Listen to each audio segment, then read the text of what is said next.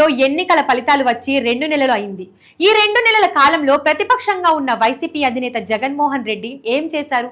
ఆయన గ్రాఫ్ ఎలా ఉంది అనే విషయాలు ఆసక్తిగా మారాయి. నిజానికి 2 నెలల కాలంలో ప్రతిపక్షంగా జగన్మోహన్ రెడ్డి చేసింది పెద్దగా ఏమీ లేదని చెప్పాలి. ప్రభుత్వంపై విమర్శలు చేసేందుకు, అదే విధంగా పాలసీలను ప్రశ్నించేందుకు కూడా ఎలాంటి అవకాశం లేదు. ఇప్పుడే ప్రారంభమైన కూటమి పాలనను విమర్శించేందుకు ఏ ప్రతిపక్షం కూడా సహించదు. అయితే జగన్ రెడ్డి మాత్రం పదే పదే కావాలని ప్రభుత్వంపై సందర్భం లేకుండా విమర్శలు చేసేందుకే ప్రాధాన్యత ఇచ్చారు. చివరకు ఇప్పటికే దిగజారిన జగన్ గ్రాఫ్ మరింతగా దిగజారిపోయింది. జగన్ ప్రతిపక్ష పాత్రలోకి వచ్చిన ఈ 2 నెలల్లో ప్రజాకోణంలో ఫైట్ చేయడం లేదు. కేవలం తన పార్టీ నాయకులపై జరుగుతున్న దాడులను, రాజకీయంగా జరుగుతున్న హత్యలను మాత్రమే ఆయన ప్రశ్నించారు. ఢిల్లీలో ధర్నా చేశారు.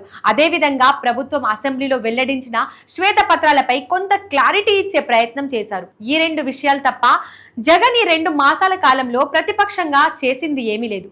మరోవైపు తన పార్టీకి ప్రధాన ప్రతిపక్ష హోదా ఇవ్వాలని, అదే విధంగా తనకు వ్యక్తిగత భద్రతను పెంచాలని హైకోర్టును ఆశ్రయించారు. సాధారణంగా ప్రభుత్వం మారిన తర్వాత వ్యక్తిగత భద్రత వ్యవహారం ఏపీలో గతంలో కూడా సమస్యగా మారింది. చంద్రబాబు సహా పలువురికి వైసీపీ అధికారంలో ఉన్నప్పుడు భద్రతను తగ్గించింది.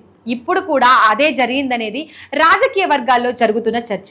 ఈ నేపథ్యంలోనే జగన్ న్యాయ పోరాటానికి దిగారు. దీనిపై కోర్టు ఏం చెబుతుంది అనేది చూడాలి. మరోవైపు ప్రధాన ప్రతిపక్ష హోదా ఇస్తారా ఇవ్వరా అనేది కూడా హైకోర్టులోనే తేల్చుకోవాలని నిర్ణయించుకున్నారు. ఇవి 2 వ్యక్తిగత అంశాలు. ప్రతిపక్షంగా చూసినప్పుడు జగన్ ప్రజల సమస్యలను పట్టించుకోవడంలో విఫలమయ్యారని చెప్పాలి. ఎలా అంటే ఈ 2 మాసాల కాలంలో ఆకస్మిక వర్షాలు, వరదలతో ప్రజలు ఇబ్బందులు పడ్డారు.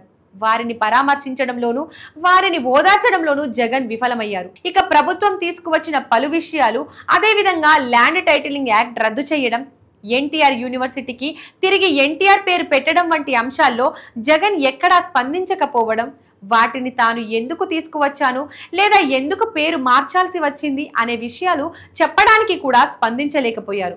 దీనిని బట్టి జగన్ హయాంలో తప్పులు జరిగాయనే అభిప్రాయం ప్రజల్లో బలంగా ఏర్పడింది. మరోవైపు ప్రభుత్వం తీసుకున్న నిర్ణయాలను ప్రశ్నించడంలోనూ జగన్ స్పందించలేకపోయారు. రాష్ట్ర వ్యాప్తంగా వైఎస్ విగ్రహాలను కూల్చినప్పుడు ఆయన పట్టించుకోలేదు. అలాగే చంద్రబాబు పాలన ప్రారంభించిన తర్వాత కూడా నిత్యావసరాలు ధరలు ఏమాత్రం తగ్గలేదు. వీటిని ప్రశ్నించడంలో కూడా జగన్ విఫలమయ్యారనే చెప్పాలి. మొత్తంగా చూస్తే 2 నెలల కాలంలో జగన్ గ్రాఫ్ ఏమాత్రం పుంజుకోకపోగా ఆయనపై మరిన్ని అనుమానాలు పెంచేలా చేసిందని చెప్పాలి.